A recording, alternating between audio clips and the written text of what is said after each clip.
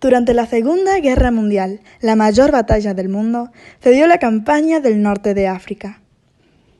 Mientras Francia caía en manos de Alemania, que a su vez estaba ingresando por Rusia a través de la Operación Barbarroja, se dio en el desierto del norte de África una lucha entre los ejércitos de las potencias del Eje y los aliados que duró casi 3 años. Esta campaña fue el segundo frente más importante durante la guerra y ocurrió desde el 10 de junio de 1940 hasta el 16 de mayo de 1943. Esta campaña era muy importante estratégicamente tanto para el Eje como por los aliados, que lo usaron como un acercamiento a un segundo frente de lucha contra el Eje y para disminuir la presión en el frente ruso. Mientras tanto, el Eje había pensado dominar el Mediterráneo y los pozos de petróleo del Medio Oriente. La lucha empezó con la ocupación del italiano Fuerte Capuzzo por fuerzas británicas en junio de 1940. En un comienzo, los italianos enviaron su ejército para atacar a Gran Bretaña, pero el general decidió no avanzar por desconocer las fuerzas enemigas. Lo que no sabía era que ellos los superaban en número y por mucho. Aún así, el ejército británico lanzó un contraataque, la Operación Compass, con la que lograron la rendición de todo el ejército italiano y el avance hasta la Gela. La derrota italiana no pasó desapercibida por Hitler. Pronto mandó el Afrika Korps al mando de Erwin Rommel enviadas en ayuda. El Afrika Korps fue una fuerza militar alemana enviada al norte de África como respaldo de las tropas italianas que estaban siendo derrotadas por las británicas. Tenían como lema caballerosos en la guerra y vigilantes en la paz. Erwin Rommel fue un oficial muy condecorado en la Primera Guerra Mundial. Su liderazgo de las fuerzas alemanas e italianas en la campaña al norte de África estableció su reputación como uno de los comandantes de tanques más capaces de la guerra y le ganó el apodo el Zorro del Desierto. Más tarde, se ordenó a las fuerzas alemanas en contra de los aliados durante la invasión de Normandía en junio de 1944.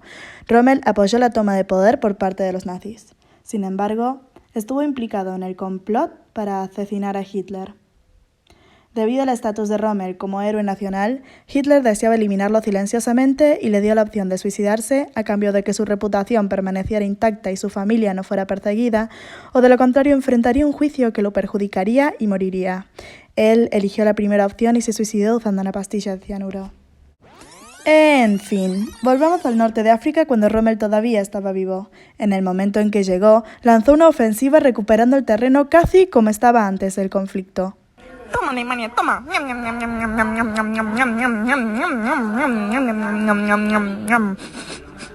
Hasta que una nueva ofensiva británica, acompañada por otros países aliados, recuperó nuevamente el territorio. Otra vez, el frente quedó en el Gela. Nuevamente, Rommel atacó derrotando a los aliados y empujándolos hacia la frontera de Egipto, donde fue detenido en la primera batalla de El Alamein. En ese momento, Bernard Montgomery tomó el mando como comandante de las fuerzas aliadas, y después de las victorias en las batallas de Alam Half y del segundo, El Alamein, Montgomery empezó a obligar a retroceder a las fuerzas del Eje hasta capturar Trípoli.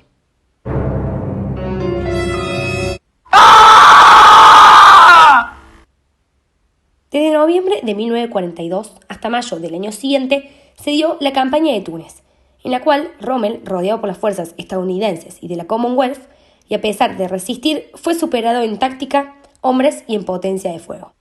Los aliados apretaron al Eje hasta que su resistencia en África colapsó, terminando con la rendición de estos el 12 de mayo de 1943, con unos 225.000 prisioneros de guerra, que redujo enormemente la capacidad militar del Eje y su fe en la victoria de guerra.